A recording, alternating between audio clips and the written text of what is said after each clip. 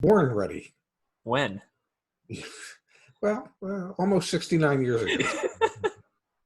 Yeah, your birthday's May 25th. Well, yes, and it's such an important event this year that, well, it's a federal holiday that Monday, that It day. is. Yeah, Memorial Day. Well, not really, but that's the day we're going to celebrate it, and Yeah. we've got big plans. Yeah, we do. Well, if you don't mind, if you have a second, you're watching this, leave a Yes. comment below. Happy birthday, Ray. Thank you. Let's get it trending on Twitter. That would be my. Ooh, yeah, buddy. All right. So here's the deal, Dad. We've got a customer, and Yes.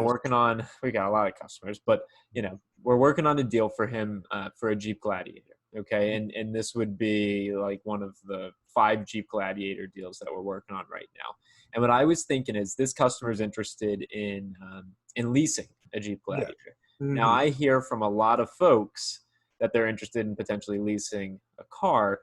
The thing is they're not 100% comfortable and familiar with how to actually go about leasing a vehicle. And I take it during your career, you probably ran into quite a bit of that just as well, right? I schooled a few people, yes.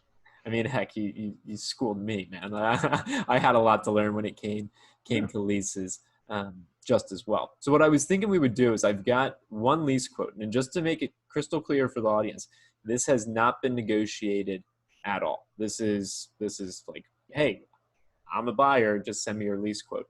But it is for the vehicle that the customer is interested in. And I thought we could kind of tear it down, and you could also walk us through what's on the lease. Sound good? Yeah. Okay. So I'm gonna share my screen here. And again, just before we hop in, if you're asking Ray and I, like, what do we do when we talk about customers, clients, yourautoadvocate.com. Just if you're interested, read about it there. But what we're gonna do here is I've got the lease quote pulled up. Okay, so this is from the dealership, and let's start with the actual vehicle. That would make sense. Okay. So we've got Jim Marsh, Chrysler Jeep, and this is in Nevada, and there's a lot going on this website. I could do a whole video complaining about dealership websites, but they've got a $39,875 MSRP Jeep Gladiator Sport. So this is really your base model. Yes. And now what I did, like I told you, and I called and I said, hey, can you send over the lease quote? And I sent that to Ray in advance. I'm going to pull that up on the screen now. Ray, school us. Please. Well, you can see that the market value selling price, which isn't the market value selling price, that's the manufacturer suggested retail price. Okay. That's the value that we have to use in order to ascertain what the residual value of the vehicle will be at the end of whatever term this person decides to do. So in order to do that, I know I asked you earlier today to find out for me what the residual values were for the various terms. Now, I don't want to denigrate Jim Marsh, Jeep, Chrysler, whatever they are. Yeah. But you explained to me why you would prepare a quote for a customer to look at 3 different terms. Yeah. The longer the term, the higher the payment. Yeah. So why would you do that? Well, but let's maybe we can take a step back, because I sent over to you what those residual values were. Yes, you did. And let's deal with the 36-month lease, because that obviously makes the most sense. Yep. Okay. They're using, you told me, a residual percentage of 73%. And I'll pull that up on my screen so that everyone here can see. So this is my email interaction. Whoops. You can see here. So for 36 months at 12,000 miles per year, the residual value is 73%. Yes. So how they determine what that actual amount is you take the MSRP, which was 39,875, and you times that by 73%. Okay. And that's going to give you the 29,000 and change that is the residual value. And you're going, okay, so why is that important? And the reason, I want to turn my phone off because I don't want to be interrupted. The reason that's important is that's going to determine how much depreciation there is over the 36 months. So if the car is going to be worth a little over 29,000 in 3 years, you take 39,875 Yeah.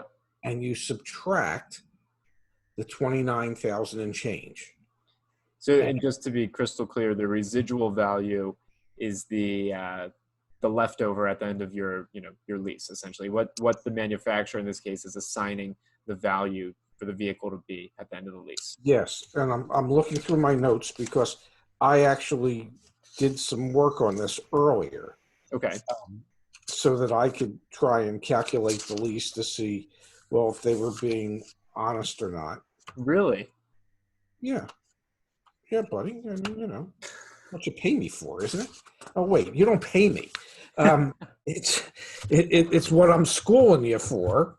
It would be nice if you actually paid me. So I started working on it to calculate it out. Okay. So bear with me. Yeah.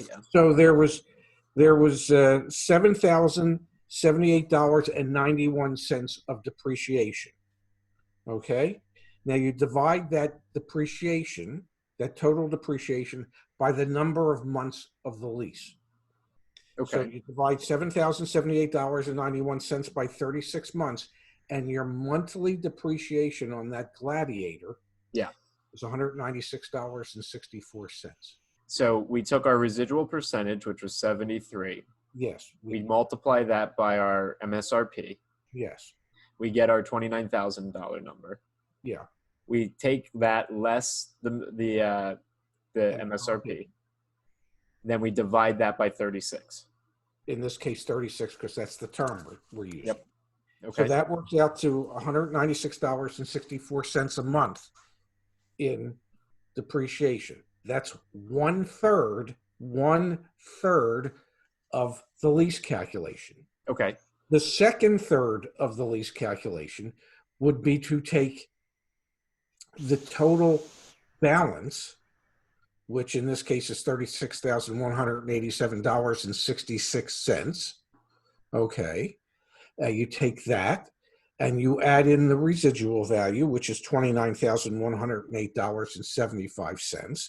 Okay. And you add in the lease acquisition fee, which we don't know. Yeah, I requested that, but they did not.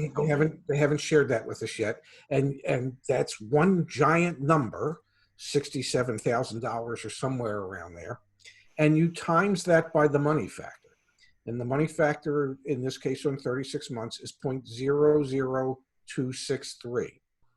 So doing that, it's going to work out to about $176 a month in interest charges. Yep. For the lease.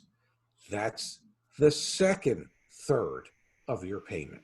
These are not equal thirds, but there's just three parts of a payment. Yep. Now, you're working on a California lease. Yep. In California, leases are taxed on the monthly payment, and it's paid monthly. So if you take, say, roughly 197 and roughly 177, that's $370 some dollars, something, I don't know. And you times that by whatever the tax rate is, which in San Diego is probably somewhere in the neighborhood of 8.25 or 8.5%. Yep. That gives you the sales tax portion of your lease payment. And you add the three together and you come up with something allegedly approaching $413. Okay, so now beat this lease quote. Beat it down. I mean, because I sense in your voice that you think it's a little high. Well, there's two things that are high. Yep.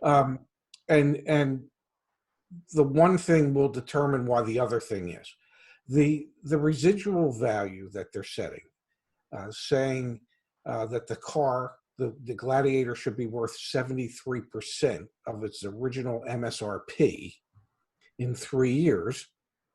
Correct. Or 71%. Yeah. I mean, these are all very Yeah, Yeah. well, it depends on the term. Yeah. So we're working the 36-month term. Yep. So to say it should be worth $29,108.75 in 3 years. Now, bear with me, but that to me seems, well, a tad high. And the reason I would say that is, well, if you look at the total savings that they're allegedly offering of $6,907 with an adjusted price of $32,968, so realistically, the car is going to drop in value $4,000 because so, but the residual percentage is set by Chrysler Capital. Okay. They're the ones that are going to have to dispose of the car 3 years from now. You can't shop that from dealer to dealer. No, it's set. Yep. You could ask, but it's the same.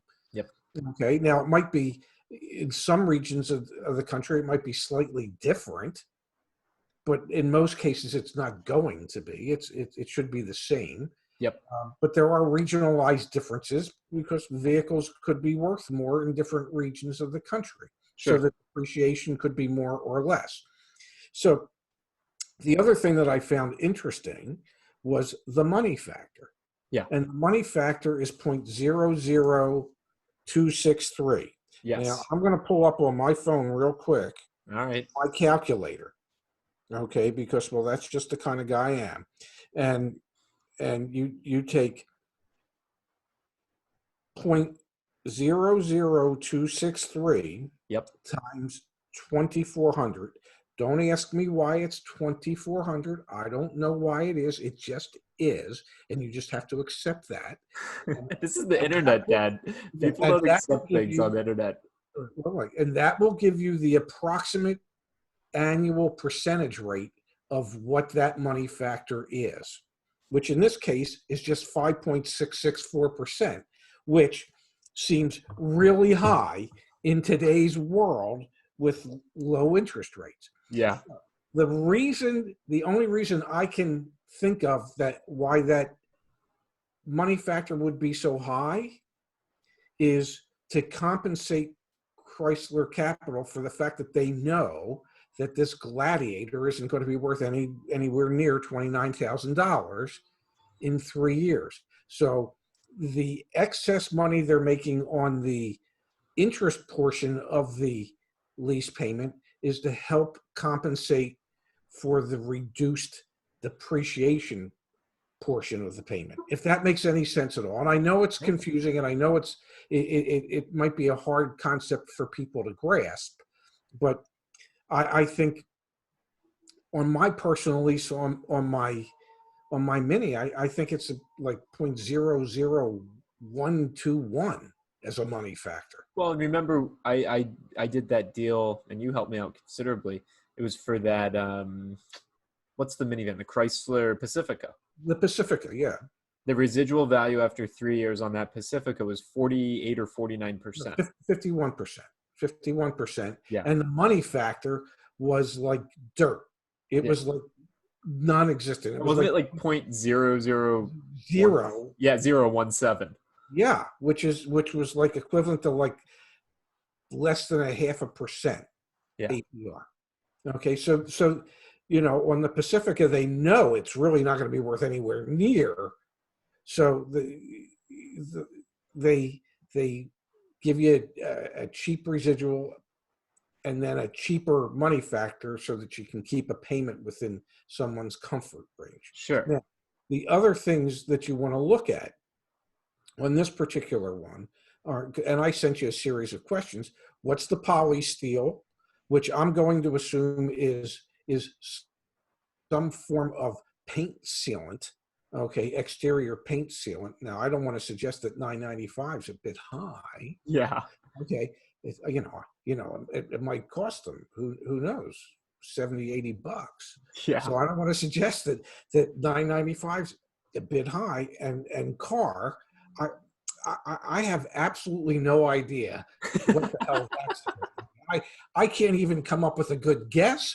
I don't even know what that's an acronym for. But I think it's the local radio station out there. Well, but I'm thinking if that's $400 less than the polysteel, Well, then maybe that cost them $40. Okay, whatever it might be. And then you want to look at the taxable fees. Okay, well, what constitutes taxable fees? What are they? And the dock fee, well, we've discussed dock fees. Yep. Dock fees is just a profit center for a dealership to offset the cost of non-revenue producing employees and overly discounting your car uh, to help compensate for that. And, Yeah. and then you look and you see tax of 211.41. Yeah. Okay, what's that? What is that? What was taxed that would cost $211.41? And then the non-tax fees, I'm going to assume, might be title and registration, but that's only an assumption. And I'm reminded that you know what happens when you assume. It makes an ass out of you and me. So I've probably just made an ass out of myself by assuming that those are title and registration fees. So So when I did the lease manually, yeah. okay, and calculated say a $14.95 acquisition fee, you know, I was coming up with a payment of right around $400 a month. You know, now I might not be as good at calculating a lease as I used to be, but I'm pretty sure I had everything in there. Yeah. So I'm just guessing. You know, is this a fair number? I don't know. My guess is that there isn't another Jeep dealer anywhere taking $6,907 off on a Gladiator. But I would love for you to go back to their page on the car where they show how they came up with the price, and let's read the fine print, if we may. Sure. Okay. So, oh, good. They turn their inventory daily. Well, not really, but they'd like to. You know, maybe they sell a car or two, but they're not turning the whole inventory daily. So you need to find out where that discount came from. Are there rebates in there that they're allowed to use? Things of that nature. Because I'm just thinking. Let's see, the estimating selling price that appears after calculating dealer offers is for informational purposes only. Well, that's good. You may not qualify for the offers, incentives, discounts, or financing. Okay, so that number very well could contain incentives that nobody's going to qualify for, or not everybody's going to qualify for. And those could be things like a first responder incentive, a active or retired military incentive, a recent college graduate incentive, you know, and the list can go on and on and on. So I'm just guessing, and I could be wrong, but I'm just guessing that that's not really the selling price of the car when everything is all said and done. Well, I mean, and when we were looking at the quote, you saw that Fluff. Yeah, let's call it fluff. Yeah.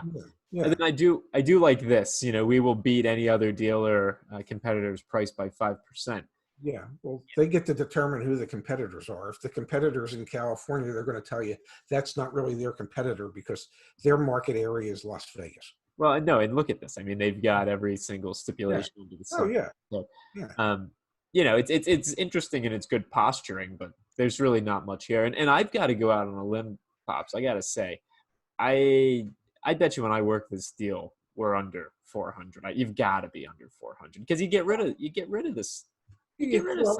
Well, it's the fluff that allows them to show the total savings of $6,907, and they might which tell you, we can obviously see right through. Yeah, but you know, and they could go, well, no, we'll have to adjust the discount then if we're taking the other items off. Yeah, but whatever, we need to establish what those things are, and you know. And just for our audience, because a lot of people are asking me and asking you, you know, like, well, explain leasing to me. Explain what I need to be on the lookout for. So just come in full circle here. There's the amount that you're paying of the depreciation of the vehicle, which in this case for this Gladiator, we determined was around $200, but it was less than $200 a month. Yes, it was $7,078.91 for the 36-month term. 36 months. That's part one. Okay. Yes. charge number two or expense number two that goes into building the payment is your interest. And your interest is determined based off of your money factor, Yes. right? And your money factor in this case are going to be these numbers that were listed out here. And when Yes. we ran the money factor Yes. for the 36 month, and as you said, run that number times 2,400. Don't know why it's 2,400. Maybe someone that's smarter than us in the comments below can tell us why it's 2,400. Some mathematician somewhere. Yes, exactly. But you end up getting to, what was it, like 5.66% APR? Yes. Yes. Which is just asinine. But you know, my You know, mortgage I mean, I would tell you today that probably a typical average money factor is 0.00150. yeah, which would be like what, 2-3%? Well, 150 times 2,400. I get that three something. Yeah. Okay, so you add 113 basis points to that, and that adds up to quite a bit of an upcharge over 36 months. And then the third piece is going to be the third makeup of the lease payment is going to be your sales taxes that are federal. In most states. Yeah, I think Virginia's an exception, and some others. Maryland, Yeah, where you live, is an exception, because in Maryland, they charge you the sales tax on the selling price of the car, and it's calculated into the lease, and your payment is with sales tax.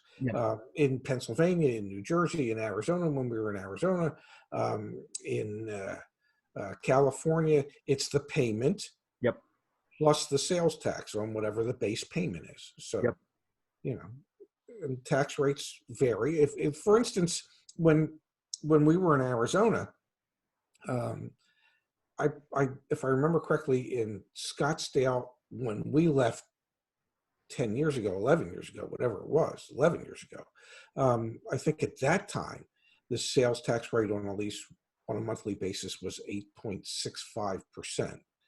And I got to believe it's gone up from that. Yeah. I think here in New Jersey, it's 6.75%. No, I hear you. So but that's a third component to factor in. Yes. Yes. But if you were negotiating this deal, yes, you would go back and you would question some of that fluff.